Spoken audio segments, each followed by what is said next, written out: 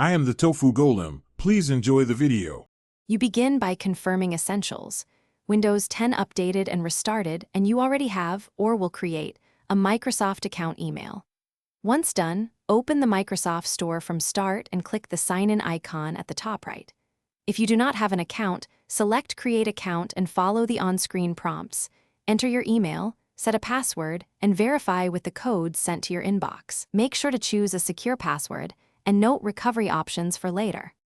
Next, sign in with your Microsoft email and password in the store sign-in dialog. You may be prompted for two-step verification. This increases security, so enable it if you can.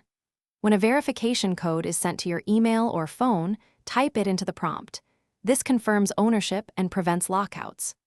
Once verified, accept requested permissions and choose to sync settings if you want app history and preferences carried across devices. This sync step saves time and keeps your environment consistent.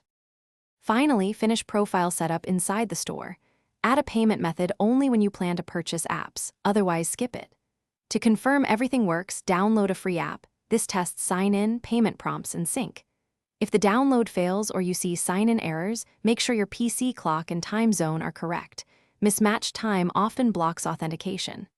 If issues persist, run WS Reset to clear the store cache, restart the machine, and retry the sign-in and download process. Thanks for watching. Consider subscribing if we helped you today.